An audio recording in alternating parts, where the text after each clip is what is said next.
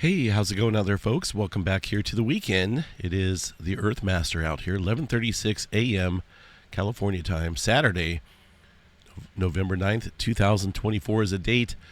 Latest activity here on the Earthquake 3D globe shows looks like a 1.6 there across the area of Southern California. There in the green flag.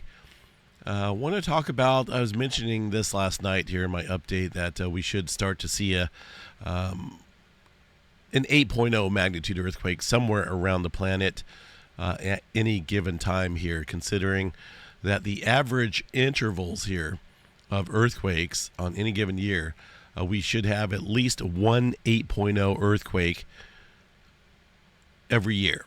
If not every year, then potentially every other year. And our last 8-pointer was back in 2021. So we're looking at 3 years now with no 8-pointer. And the potential here of seeing an 8-pointer obviously increases. On any given year, there's normally about 15 7.0 to 7.9 earthquakes here and so on. As you can see, the list gets larger as the magnitudes get smaller. So I want to show you guys here real quick the this is just Southern California here. This is the last few months, actually since the first of the year, in the all magnitude department. And you can see the cutoff line right here, similar to my voice. I'm still not back to normal here, but I'm working with it. So I cut the line off right here, drew pretty much a little square or a little rectangle to include Southern California and the all magnitudes map. This includes every single thing that the USGS put out. 15,000 earthquakes here across Southern California since the 1st of January. That's quite a bit of earthquake activity. In fact, we've seen more earthquake activity out here in Southern California above the 2.5 level, 2.5 magnitude level, since any time since about the mid-'80s. So things have been increasing out here rapidly in terms of earthquake activity. Now, we have not seen the big one yet, but I think it is inching closer to that time period where we could see a much larger quake out here in Southern California. Of course, the largest one this year so far going to be this 5.2 here outside of Bakersfield, where it triggered a whole bunch of aftershock activity as well. We're talking about over close to 1,000 earthquakes here following that 5.2 earthquake. So a lot of aftershock sequences there going on. Also, we've seen some movement there across the area south, around the Malibu area, which triggered a swarm around that 4-pointer, and also a separate swarm over here across the area with another 4.6 along the Malibu coast fault here. So these two areas, along with many other regions out here across Southern California, have been on an uptick this year in terms of increasing magnitudes and increasing a multitude of earthquakes out here. And of course, the San Andreas Fault here, very capable of producing an 8.1 earthquake. Now, whether that's where we're going to see our next 8-pointer or not, that we'll have to watch for that. I want to show you guys also the years here, throughout the years of various magnitudes. Actually, I struck on here 7.5 and above just to show you guys where all the big earthquakes have been happening out here. As you can see, our last 8-pointer right here back in 2021, South Sandwich Trench down here. You guys remember that? Now, that was the year of 3 8-pointers. So we actually had 3 magnitude 8 and above earthquakes. No magnitude 9s yet. Those happen, much less frequent compared to the 8s and the 7s out here. So we've seen the 8.1 South Sandwich Trench. Also that year, we had an 8.2 in Alaska back in July 2021. And then earlier in 2021, the Kermadec Trench area, 8.1. So the offset here may have pushed off the regular intervals here by about a year or so. Because when I went back here and looked at previous years, there was roughly about an 8-pointer every year. 2019, 2018, 2017, and then we skipped a little bit. Looks like we skipped about 2 years before the previous 8.3 in 2015. And then it goes back to 2014 2013, 2013.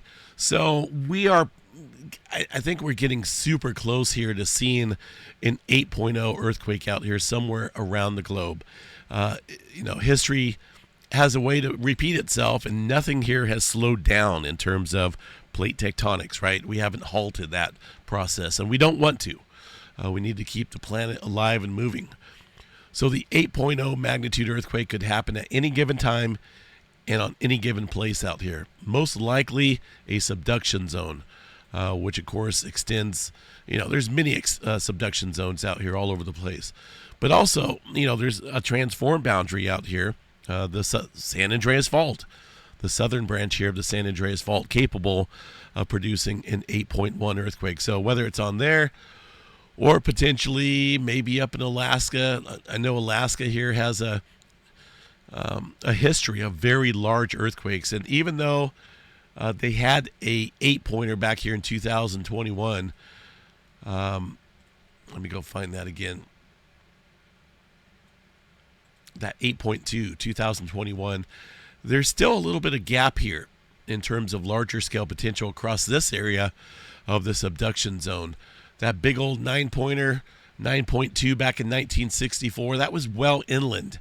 But if you look here across the subduction zone here, see if I can get this through, we got a little seismic gap. So it's potentially possible we could see the next 8-pointer out here across the northern edge here, northern corner of the Pacific Ring of Fire. 7.9, 2018.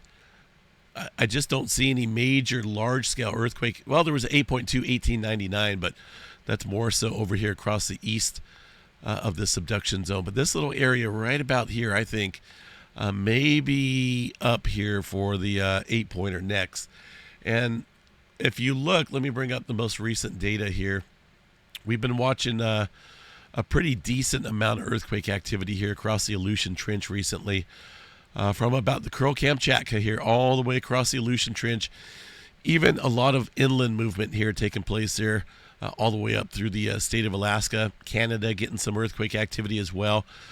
So strain all around this area of concern right here across the subduction zone that I'm thinking may play a part in the next 8-pointer. We'll have to watch that. That's, you got to look at these intervals here.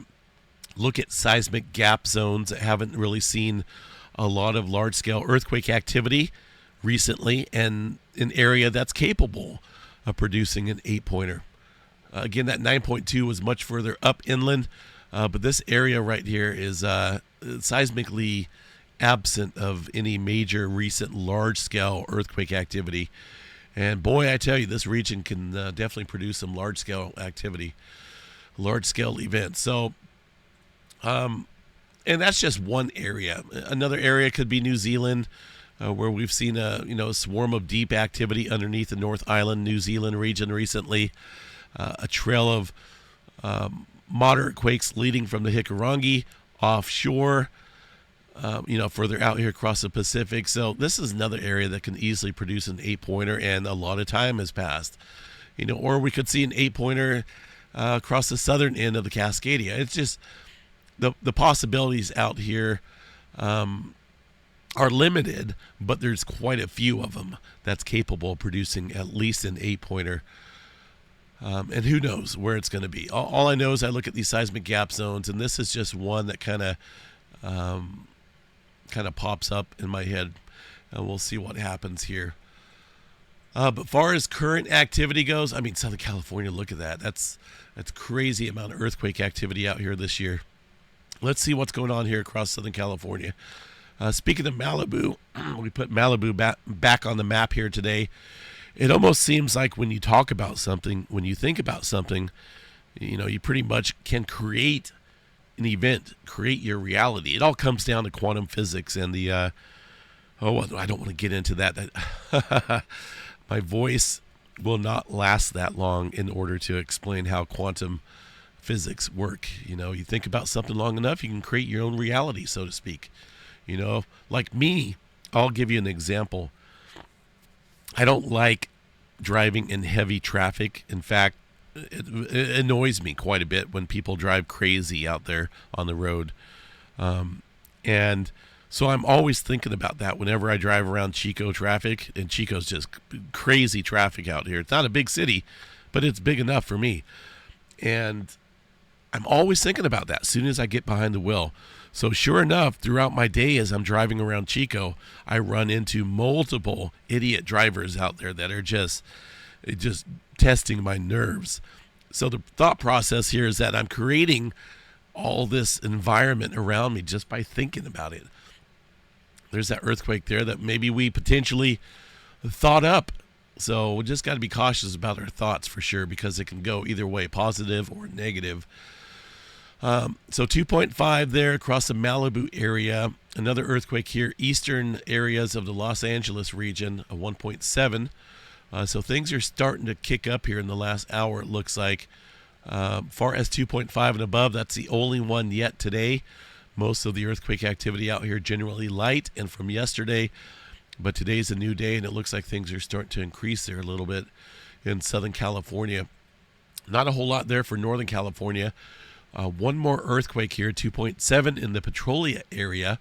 That's at the extreme southern end of the Cascadia megathrust area. This region has definitely been seeing a little bit more uptick than normal out here across the northern edge here of the San Andreas Fault and the interaction here, the triple point junction between the Pacific, North American, and the Juan de Fuca plate. This area definitely shown some elevated seismic activity. And, there's the all magnitudes map here. It shows all of the smaller quakes as well. About 55 earthquakes in the area. So we'll continue to watch that region as well. Of course, California in general has been quite active out here in the last few months. One earthquake outside of Mount St. Helens. A little 1.3 here in the last few minutes. That earthquake is showing up right now on the Mount St. Helens seismograph station there in Washington. So that is a legit earthquake. Obviously, we're seeing it there on the map. So we're starting to get some adjustment going on out here across the West Coast right now. Yellowstone National Park, nothing showing up here north. Down south here across this mountain range, the Wyoming range, a couple twos out there. Let's double check the Yellowstone overview here and see what we got. Yeah, that yesterday, I don't know what that noise was. And the noise I was talking about is going to be this reading right here. A little thickness going on there. That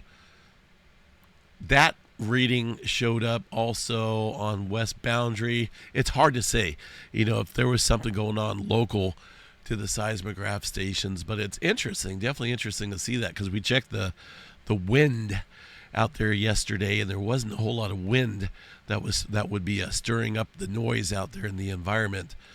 So that's a little interesting activity that got picked up. It also showed up here across Parker Peak.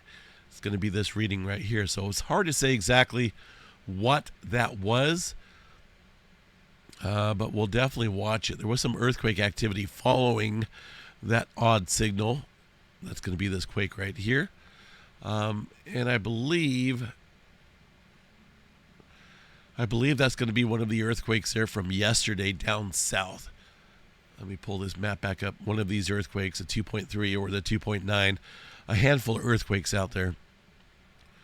I don't think we have anything going on in terms of uplift out there across Yellowstone, but we can always check. I do like to check the general GPS stations out here, see what's going on. Don't worry, the mic's not cutting out. It's just my voice. I'm trying to get better. I'm going to really stock up on some garlic. Missy Mimi's ain't going to like me there for eating some garlic, but I got to get over this here. It's been consistently too long. A little bit of uptick here in terms of inflation there across Yellowstone, but this is almost looks like it's a yearly thing that kicks up here every year about this time. Notice these charts here. I'll click on it a little bit higher so you guys can see right here the dots indicating some vertical uplift there across that area of Yellowstone, but it's a common thing. But the overall trend is going down here across the area. for that seismograph or the GPS station there around Lake Yellowstone. Further south here, that one's offline. Up north definitely has some what looks like vertical uplift here. You guys see that ever since about 2000, end of 2021, a vertical uplift, and then also most recently inflation going on up here across this area of Yellowstone, which is rather interesting there. And again, that's at the northern edge here of Yellowstone National Park. Let's get something in between here. That one's offline. Is that the one that we just checked? I think it is. But yeah, there's definitely more. It looks like more uptick here in inflation there across the northern edge of Yellowstone National Park than say south.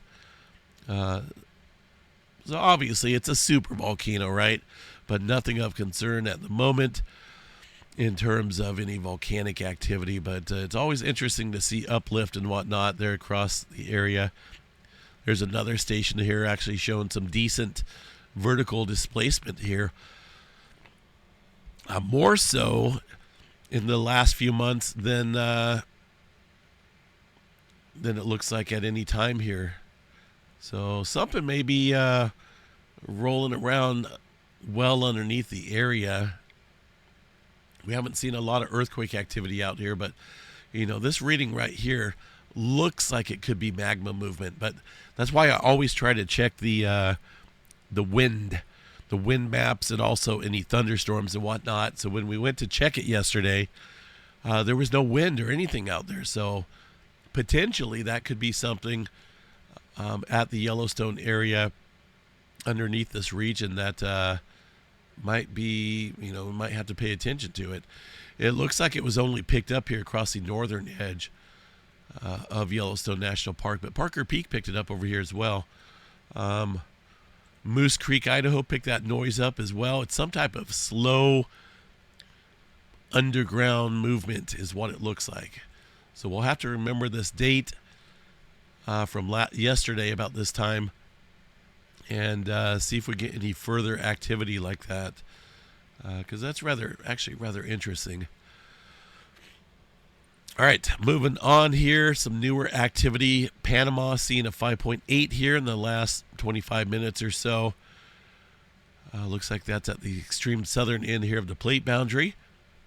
5.6 earthquake in the same region prior. So a little bit of activity taking place here across this area of the world.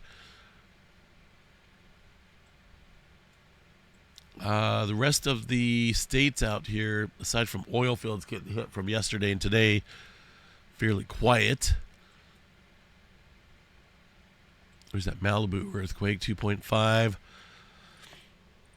All right, let's see here. Some deeper activity into the Tonga Trench, 4.7. 333, look at that. 333 miles deep here into this area.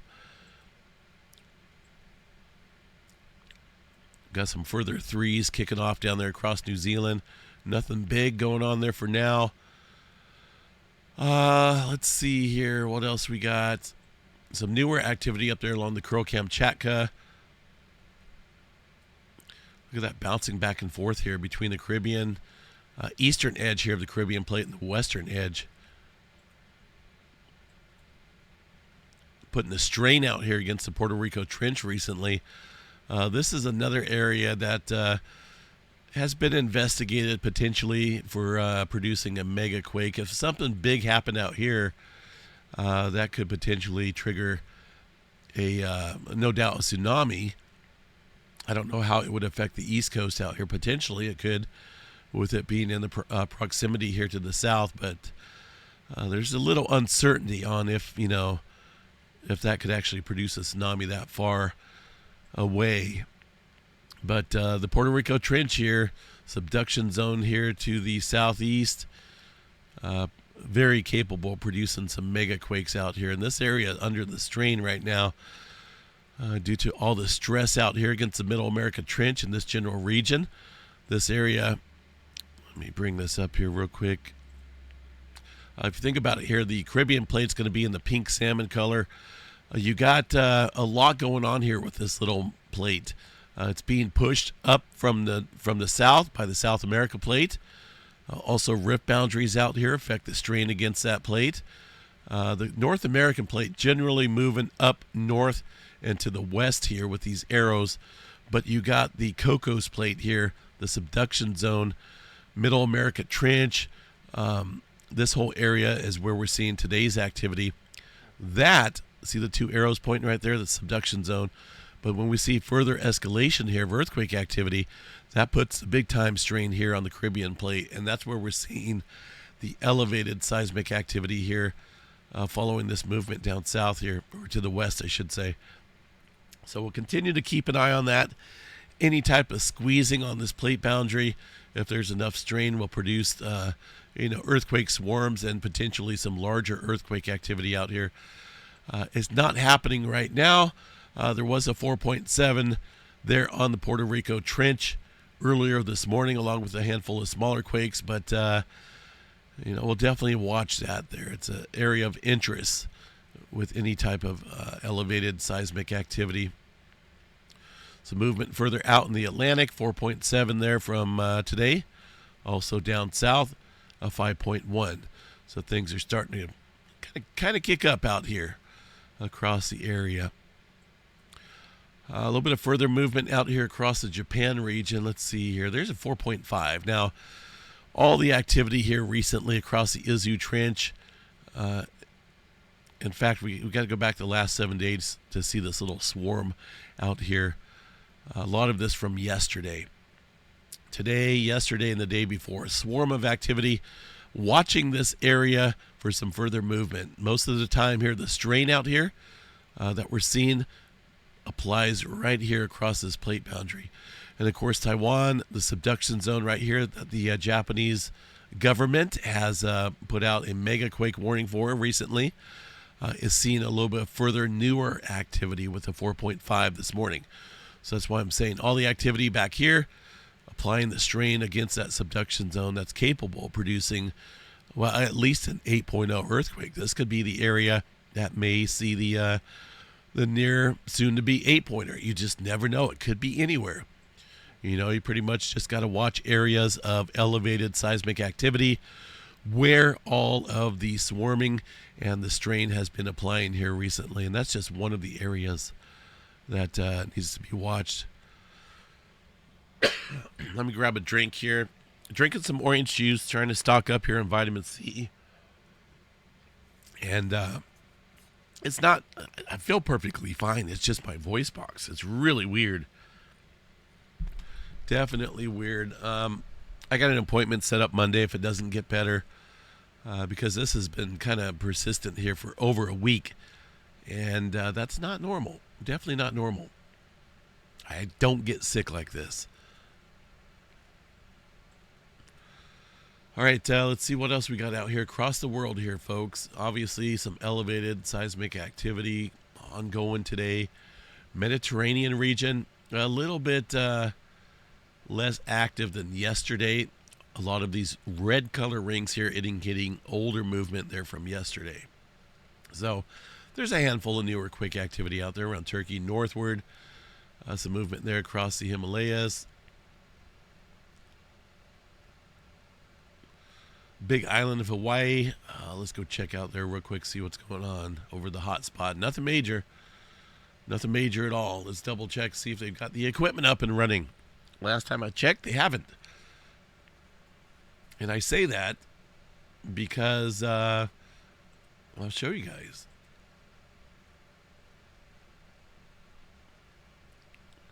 Well, let me go back to the overall chart here. There we go. Here's a 2-day chart. Past week, past month. That's when it went offline right here, I believe. Back in the October time period. Has not come back online because no tilt meter across a volcano is going to look like that. These are very extreme, small amplitudes right here. This should be wavy and up. These should be bigger numbers. even on the 2-day chart here, this is just showing that it's offline with those extremely small. This is 0.02 of a reading, 0.01. This is 0.2, 0.1, 0.4. So this is even smaller scale than this one in terms of the amplitudes. This just tells me that it's offline. It's not picking up any type of normal data that it should be picking up. August 2024, when it went up here at this cone area, yeah, it was working fine until it went offline. So these are irrelevant here. They're not working properly. It's not stationary like that. This is just an offline reading. So they need to get that fixed. I hope they do soon enough. I don't see what's taking them so long there. If they need someone to fix it, I'll gladly go out there and jump on a plane and go fix it for them. But I know that's not accurate data. A couple earthquakes out there around the Kilauea volcano, and who knows what's going on out there underneath the ground. We can look at a couple different tilt meters here. Let's get off of this here. This one has a little bit of displacement here. And the last, this is the 30-day chart, it looks like. But, you know, I just wish they had these working right. I wish they actually had more tilt meters out here around this volcano, because it's pretty important to keep an eye on this volcano, because it can do a lot more damage out there than what it's been doing recently. Vertical displacement here since October 26th. So obviously we know there's some things going on out there across the area of the Middle East Rift Zone. And until we get these other stations checked here, we'll just kind of have to take their word for it on what's going on out there. Let's take a look here at the Earthquake 3D globe again. 2.0 Alaska.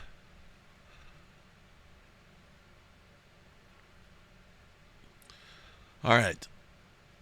Or was that 2.5? Was that? Okay, that's just picking up the Malibu station once again. All right.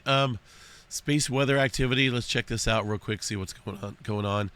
It looks like the elevated flare threat here has dropped to about 20% chance here. And that is primarily due because of these sunspots here that have been decaying. Degrading, so to speak. They were fairly complex here, producing a number of M flares recently back when they were over in this position, but now these are starting to pretty much just die away. This whole massive area's weakening.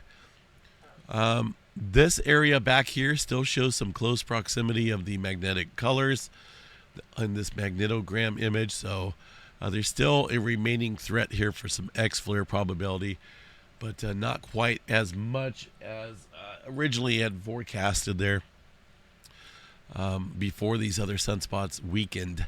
So we got a 20% chance for X flare, M flare at 70, C flare around 99% chance or so. A little bit of aurora uptick out of the blue for no reason last night. Actually, we've seen it up to around the KP index of 5. I say no reason, but it wasn't really forecasted. I believe what it was is some high-speed solar wind stream from a number of coronal holes out here recently that have been facing the Earth. And if the conditions are right, if you get the BZ component there pointing south, tip south of the interplanetary magnetic field, then that will allow generally the solar wind stream that's flowing from these coronal holes to amplify and create these auroras out here. Even though there was no CME associated with this event, it was just general solar wind stream that was allowed to escalate a little bit there due to that BZ component with a southward tilt. No major roars in the forecast there, folks, and we'll just kind of keep an eye on things.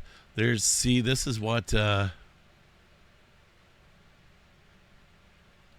this was a few days ago, so that's irrelevant. All right, let's check out Storm Prediction Center. Not a whole lot for severe weather right now. In fact, if you look on the map here, just general thunderstorm activity out here with no tornado, no wind, no hail damage potential, according to the Storm Prediction Center.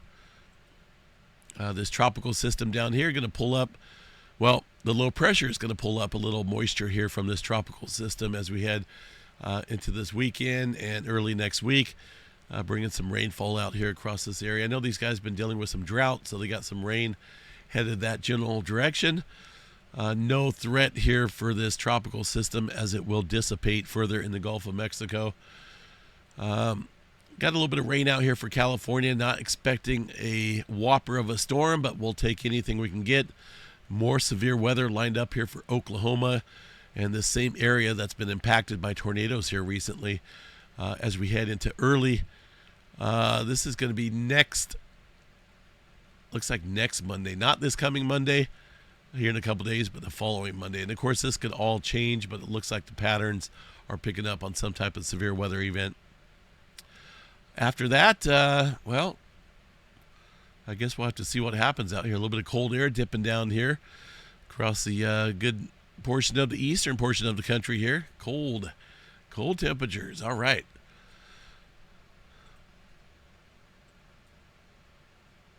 Real quick glance here at the seismos. Look pretty quiet for now.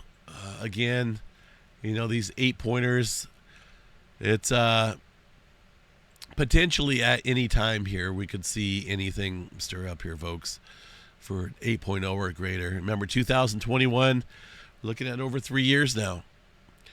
All models and stuff like that point to, if we see a series of 8-pointers within a year, it normally pushes it off by about a year. So we should have had one by now. One 8-pointer every year, if not every year, every other year, or every 2 years or so. And it's been over 2 years, so we should be seeing something here very soon in the 8.0 magnitude range. The question is, eeny, meeny, miny, mo, where's it going to be? You could throw a dart at this globe here, and it could be anywhere out here. We'll just have to watch this and see what happens. Have yourself a good Saturday, folks. We'll catch you guys back out here a little bit later on this evening. Take care. I'm going to stock up on vitamin C and go grab a couple things of garlic. Better get some mouthwash as well, right? Have a good one.